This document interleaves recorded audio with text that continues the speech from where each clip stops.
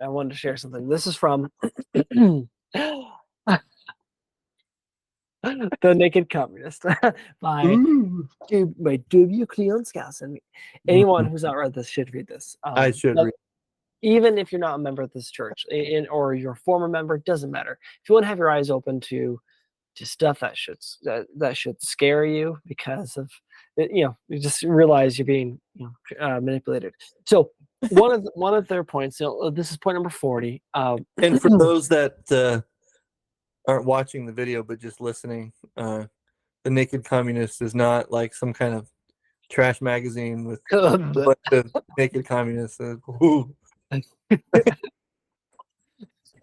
to throw that out there. It's not a reference to the opening ceremony of the Paris Olympics. What we're talking about is a book called The Naked Communist, which has been out since like I missed the opening ceremonies. I saw, where did I come in? I saw Officer Tatum's reaction to it, and I was like, "Oh my gosh!" I haven't watched anybody's reaction because to some degree I kind of don't care. But I came in on what was it? They just finished passing the torch around, and then Celine Dion sang on the Eiffel Tower, which was actually pretty cool. It's like, dang, I would go to that show. I'd go watch Celine Dion halfway up the Eiffel Tower, Dude, belting it out. That was awesome. that would have been sweet to see. Anyways, but the rest of it, yeah, I don't care. The weird last. It kind of goes along here though, because these spiritual sicknesses of the mind too, when it comes to whether it's transgenderism or whatever else, right? Like things that break down the family are awful and evil, but that's what communists want. So it says point number 40, discredit the family as an institution, encourage promiscuity and easy divorce. Hey, that sounds familiar. There's something that tells me in society today, there's something going around that talks about, oh, I know. It was Black Lives Matter who talked about dismantling the family. Yeah, the nuclear family. Oh yeah, that's right. I forgot about them. That's right. Yeah, and the thing is, the founders of the BLM, they said they're openly they're trained Marxists, and it's so funny because the Black community used to be one of the strongest family communities in America. Like they were the example to look to, right? Yeah. And you have this organization that's like, yeah, we're here for you people. Well, we want to make you weaker by destroying your families and let's break down the family, awesome. And destroy your businesses, right? Steal, plunder. But it's interesting in this book because he talks about like how, I don't even need to read all these quotes. He goes over percentages of how the unwedded birth rate drastically, shot up through the roof. You had the Roe v. Wade allowing people to also skip out on creating families because they could kill an unborn child, which also makes it easier for people to, like, for fathers to not have to be a father because it's like, hey, hey, we were messing around and it's like, we don't need this thing. We drag you down, drag me down, right? Creates a muddy mess. We don't want this. Like, just get rid of it. Right, and he even talks about how evil it was. In 2012, Barack Obama obeyed the UN order by forcing the U.S. insurance companies to provide a free contraceptive and day-after abortion drugs to their subscribers. Right, how evil that is. And it even goes on to say, point number 41, emphasize so this is the point number 41 of the communists, emphasize the need to raise children away from the negative influence of parents. Attribute prejudices, mental blocks, and retarding of children to suppressive influence of parents. That's 100% true. That's why governments now say you can get gender affirming care without your parents' permission and without them knowing either, too. Yeah. And people say, "Oh, I need to talk to your family doctors." Can be like, "I need to talk to your child without the parent there." All I have to say is, happening. That's not happening. Doesn't happen at all. Actually, well, I should say this. Actually, California just passed a law saying that you can do that. So yeah, well, the thing is, California passed a law, but this is happening all over America. Oh yeah. If you are a Latter-day Saint or just a human being with a brain, like a parent who loves your child, don't you dare let a single other individual be alone with your child, another adult. Yeah. Like, I don't care. I don't care if it's a teacher. I don't care if it's It's like you be there with them, especially in today's society. What are they going to teach your child to do? What are they going to do to them? It's messed up. And so it keeps going on here. This is another interesting point. He asks the question in this book: are elderly people important? And then he goes, the fifth commandment was designed by God to sustain the integrity of the family. In it, the Lord commanded, honor thy father and thy mother. Life is a strange combination of circumstances when children are tiny, helpless, independent. Their parents are in a position to love or abuse, nourish or neglect. In later years, those same parents may feel the ravages of time and become as little children themselves. Then it is their offspring who are in a position to love or neglect, dependent upon their inclinations. So God was wise. He counseled children to honor their parents and parents to honor their children. Each in their time is dependent upon another. Strong family solidarity is part of our religious strength and part of our national strength, but it is despised by the materialist. Marx and Engels wrote in their manifesto that they stood for the abolition of the family. Sounds a lot like BLM. Immediately after the revolution, Lenin attempted to wipe out the family pattern of life. Right? Wait, sorry. So Lenin attempted to wipe immediately after the revolution in Russia.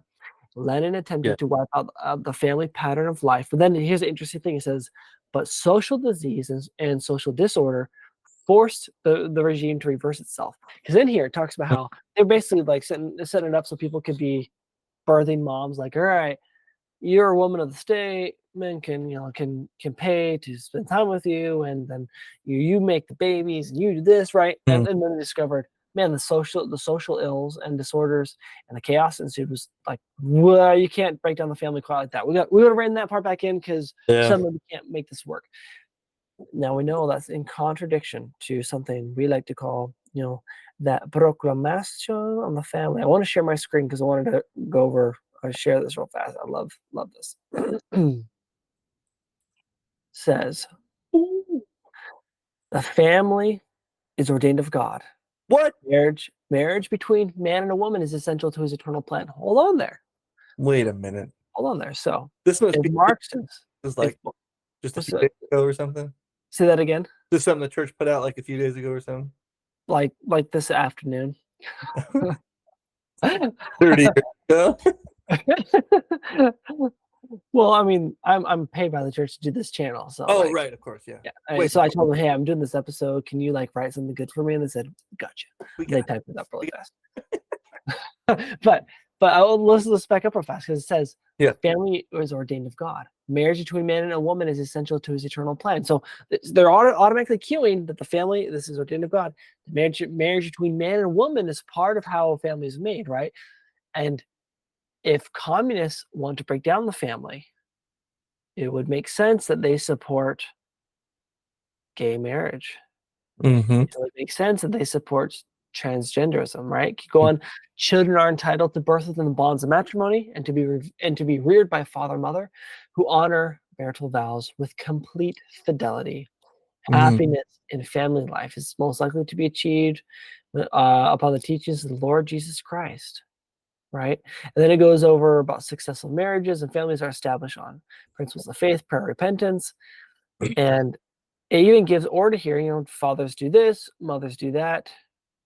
Actually finish that. So what's interesting is that they make sense, and this is going to call it Marxist here, right? It calls on anyone who supports this breakdown of the family because it says, we warn individuals who violate covenants of chastity, who abuse a spouse or offspring, who fail to fulfill all family responsibilities, will one day stand accountable before God. We further warn that the disintegration of the family will bring upon individuals, communities, and nations the calamities foretold by modern prophets. What?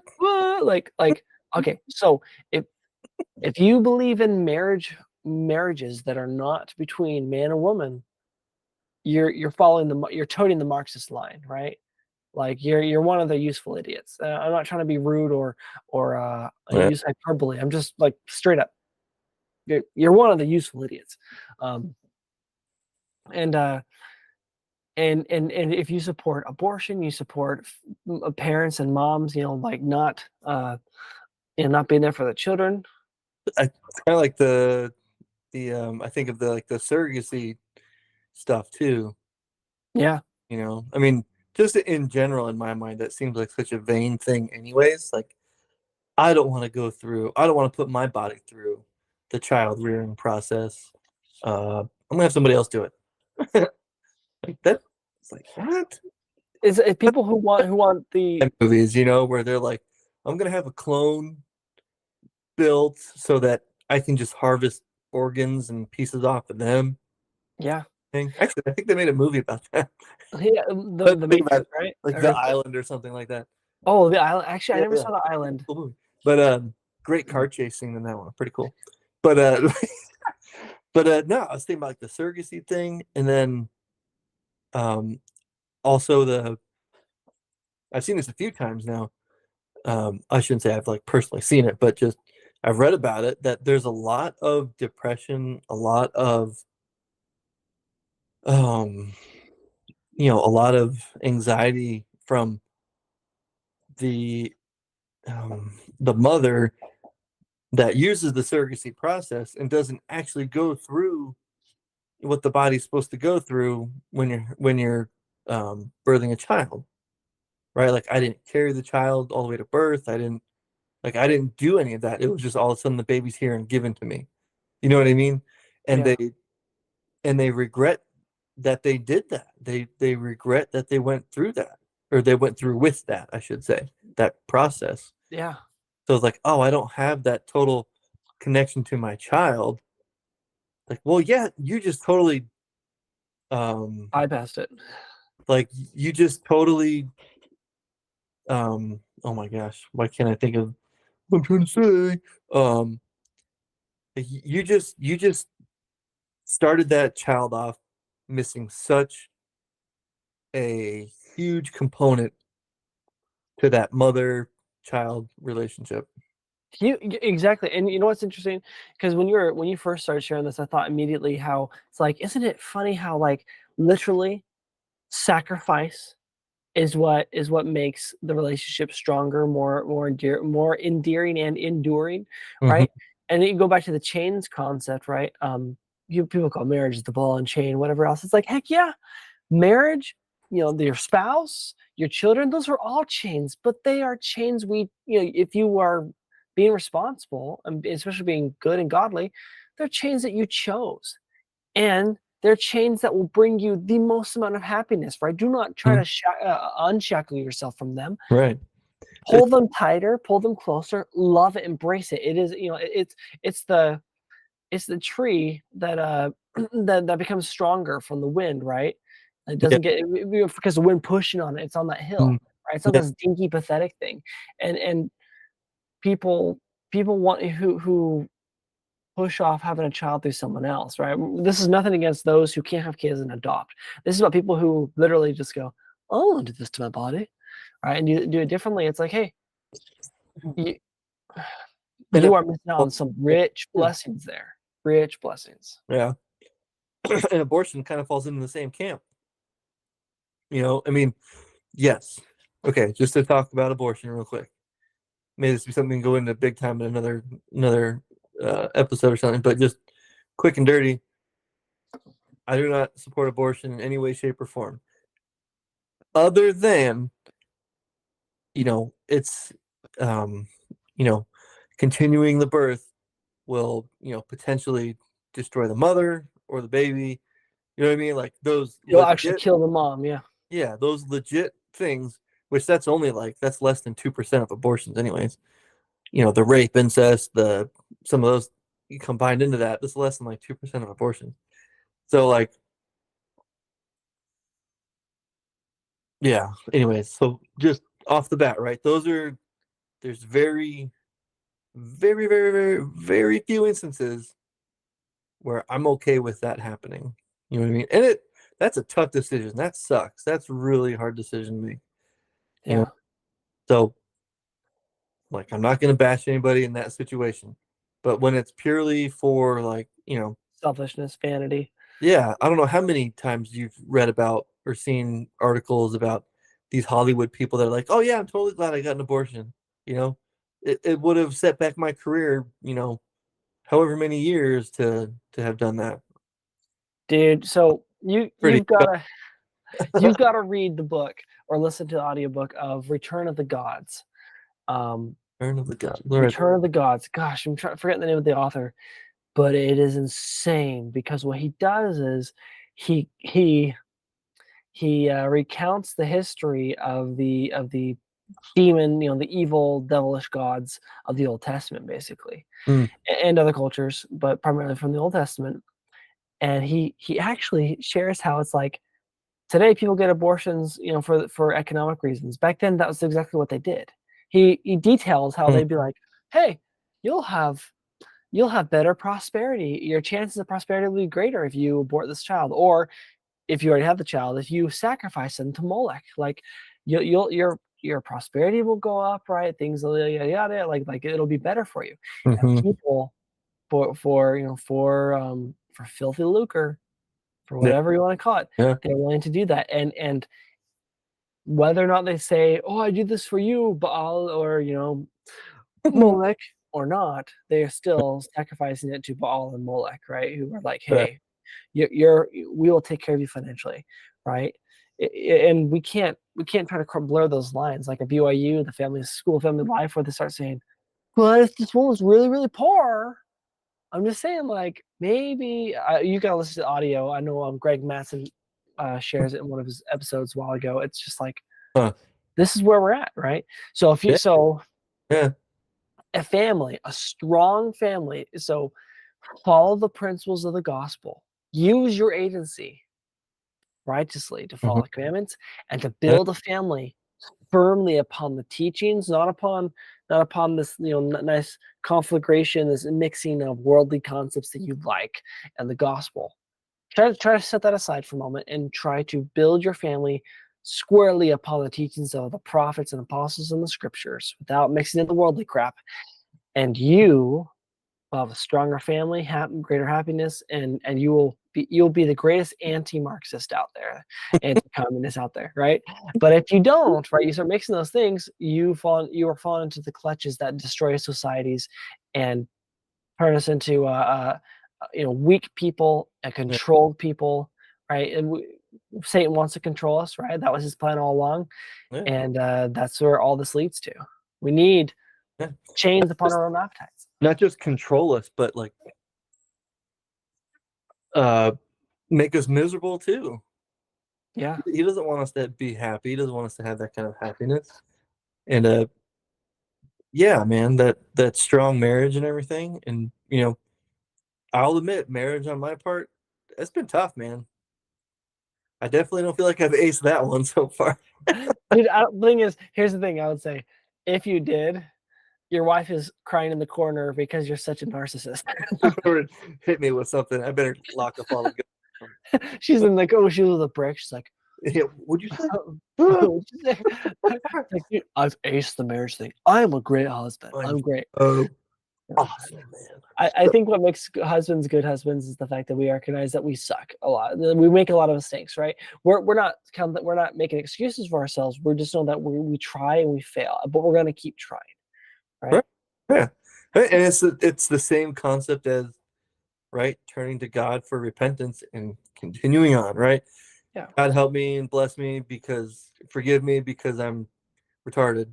So every day, right? Like just help me do better the next day. Help me do better the next day, right? And so Yeah, and so what a Marxist would say in this situation, which is, don't you see that you're making yourself miserable? You're trying, and obviously you can't make her happy. You're obviously no good at this, or she just can never be satisfied with your efforts. So walk away, right? Like you can't find never good happiness enough. unless you throw this away and you find your real purpose in life.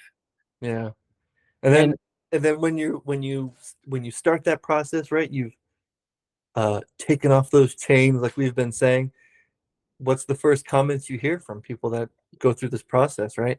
Oh, I feel so free. I feel so like unburdened, and just the anxiety's gone and all this kind of stuff. I don't know what to tell you on that one, man. Like you've been so, duped. so You've can been I want to further that analogy because it made me think of how it's like people in a family unit being in a boat. The boat might be cramped. It might be not perfectly shaped. You know, it's not easy to paddle, but you all have paddles. You can paddle. Sometimes you all paddle the wrong directions and you're spinning in circles, but you're afloat. You're not drowning. You could pause paddling for a little bit and someone picks up your slack and you can go places, but you're in the middle of this ocean. And the second you say, I'm gonna free myself from these chains. This stupid raft I'm in sucks. Like this little boat, my little family boat. Gosh, I can't go anywhere. Like we're always paddling in different directions, and only right, like people who just can't get over their own selfishness, right? Or they're so blinded by their selfishness because their selfishness came out of a place of I'm a victim because I'm not good enough, and now actually it's not about me being good, not being good enough. They don't accept me for who I am. You know what? I'd be better off without these people, right? Ultimately, the analogy I'm getting to is like those people who you say they feel free. They jump out of that boat, yay! In the water, like so free. I can swim wherever I want, right? But what happens when your legs and your arms get tired, right? And exhaustion sets in. Every individual, and I mentioned this in the last call, but here's the analogy though, and that is everyone who they're free. You know, they should unshackle themselves from their covenants, from their families. They take off these chains and they're free. They have a moment of elation, Yeah. and then the exhaustion will set in. Give it a year. Give it at least 12 months. Maybe a little longer. Maybe a little less, depending on the individual. You see the cracks in their smiles. You see the cracks in their happy, free, joyous, unfettered life, and you realize these people aren't happy. They're lonely. Yeah. They're not joyous. They're empty, and they're sad. And then, right, once that initial freedom is gone, they turn into these they turn into the ones that rile up, like in the scriptures, the apostates that rile up the Lamanites to go and battle against the Nephites all the time. Right? Like they become the worst ones because in order for them to keep justifying the decision they made, they have to attack the church now. They have to go and talk to and recruit other members to leave the church now to feel justified about themselves and their decision. Yeah, Which they find a new purpose in life by doing that. yeah, they Right? can't just leave well enough alone and go and do their own thing. But like, well, I'm miserable now. They're not going to tell themselves they're miserable because they're free and living their best life. A lot of air quotations on here. But yeah, man, Living their truth. and that's always the process, though, man. They can't live with their own decision to leave. That now they have to go and attack others and their beliefs. Yeah, and that's the thing is like, family gives you purpose. Religion gives you purpose. Religion gives you the greatest combination of spiritual and temporal, life purpose together in one through the family. Religion provides it for you. You throw that away. Everyone needs a purpose of some sort. Marxism is the greatest anti-Christian religion out there because it is antithetical to everything Christian, but it is a form of religion. You have to start believing in it, and you live by its tenets, right? And so people who unshackle themselves and take away these chains, they find new chains. They want new chains because ultimately we need purpose in life. And a lot of times they find that very quickly by attacking the very thing they abandoned. They can't find it any other way. Well, and they find the chains that are actually, the Bob Marley chains that are going to drag them down to hell. No! Right? Those are the chains they end up actually finding. Instead of the chains, like what you were saying earlier, and I wanted to actually say this earlier, but we had some other points going. But just you're talking about like, yeah, man, like having a family, that is some chains. Like, but they're good chains, and they're chains you can carry together. Yeah. You know what I mean? Like we're promised in the scriptures, right? Our burdens will be made light, and he's going to carry the yoke with us. That's a really good way of putting it. The taking this chain idea into a yoke idea, right? Oxens are yoked together. Yeah. And so Christ is implying he's going to be yoked with us, but it's not anyone's yoke upon him. It's his yoke, meaning it's his daggum wagon that we're pulling, but he's pulling it with us. Right. And that's, dude, and that just made me think about like the other aspect of, sticking with like the family, because we're talking about the family, like the children, right? children are kind of on loan to us. That's so true. Oh my gosh, that's a good way of putting it. So he's definitely not going to leave them out, hang them out to dry because we're being stupid. But anyways, I don't remember where I was exactly going with that. But just in general, the idea that okay, never mind. I totally lost that one. Cut that one out. Dang it. I'm leaving it. I'm leaving it. Ooh, I'm an idiot.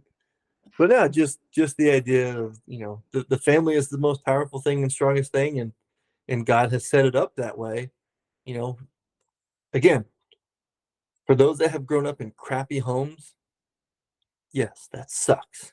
I understand it. That sucks. Don't be like those that raised you then, right? Change it. You have the power to change it. And again, I'll talk about the agency we said earlier, right? The agency, like if you grew up in a crappy home, the agency of your parents is to account for it, right? You can't, you know what I mean? That's their problem. They got to deal with that one.